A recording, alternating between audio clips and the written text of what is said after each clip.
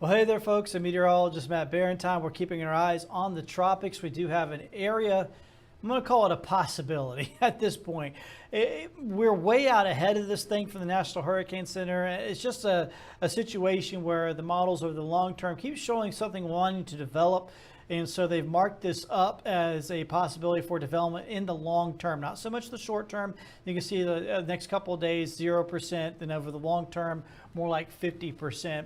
And it's got to move from where that X is right now. It's got to move over towards Puerto Rico before it can find a window to develop. And what I'm talking about right now isn't even really hardly even, it's barely a tropical wave at this point. So it's really not, it's like I said, we're really early on with this. And we got plenty of time to track it and watch it. And there's going to be a lot of different possibilities here because we don't know exactly where this thing is starting. So it's hard to know exactly where it's going to end. So first off, I'm running the European model for you here. And what it's going to show is a fairly significant system working its way up the east coast of the U.S. next weekend. That's what the European model is showing. I'm going to go ahead and run you the American model as well. And what we're going to see here, the GFS or the American model, is the storm. Well, this one shows the storm not really even developing. It's keeping things pretty weak and on a more southerly track, and then eventually draws whatever it is into the Gulf of Mexico and doesn't really develop it.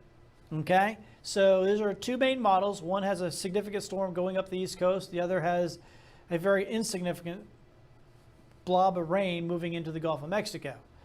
Two wildly different scenarios, and I don't know which one is right. Nobody knows which one is right, and neither of them could be right.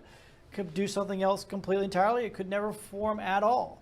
Those are all possibilities. So there is a danger here of getting so far out in front of these storms, it can create some confusion. The main thing I want you to do is just stay tuned to Fox 10, and we'll track it for you. We'll pick through all the models. We'll keep an eye on everything for you, and we'll let you know when we start to get some more definitive information and we know more about this system and what it's going to do. For now, no big concerns. Just stay with us. We'll get you through it. All right, back home, we are pretty quiet. We've had a few coastal showers here this morning. The futurecast keeps things quiet through the early part of the afternoon. Then the later part of the afternoon starts to show some showers and thunderstorms bubbling up.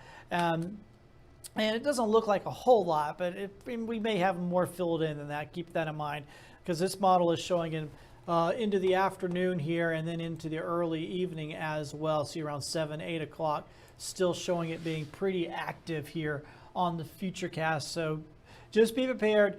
We know how these things are. They can briefly be very heavy. I mean, you could just drive into one of these and it's like driving into a waterfall. And obviously they can have a lot of lightning as well. They'll last until they're early to mid part of the evening, then they tend to fizzle on out. The heat is going to be pretty oppressive today.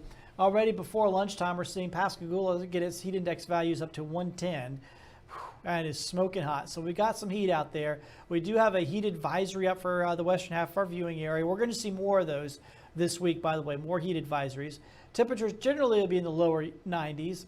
So it's going to be hot and humid. There will be those scattered showers and storms. This evening, temperatures here will be in the, starting around 90 at 5, but then dropping back off into the 80s after that. And the rain chances going down as well into the evening. The beach forecast, the rest of, the first part of the week will be on low rip current risk today, tomorrow, and going into Wednesday. And going into Thursday and Friday, we keep low rip current risk as well. We should be pretty good at the beaches this week. We do have jellyfish at the beach, so that is one thing to keep in mind. And of course, even on a calm day, the Gulf is still the Gulf, so never turn your back on it. Always keep an eye on the kiddos. Here's that long-range forecast. So as we go from July into August, really not a whole lot different than what we've seen last week or so. The only real difference this week is that it's going to be a little bit hotter. Like I said, we're going to have heat advisories most days as we get into these mid-90s. That'll put our heat index values up around 105 to 110 in the afternoon. So, sweltering heat. We'll have scattered showers and storms. You notice the rain chances around 40% most days. They're not 100%, but they're not 0% either. There's going to be some scattered showers and storms around. You just won't see them every day. Some days you'll hear them off in the distance. Some days you'll drive right through one, and like I said, it's a waterfall. So just the luck of the draw there with all that. So that's what we got going on here for us as we go through the rest of the upcoming week. Close this off and get that full screen for you so you can really see what's happening as we wrap up July, move into August. Very typical forecast. Like I said, the tropics will keep you up to date, so just stay tuned with Fox 10, and we'll keep you up to date with the latest on that possible tropical system.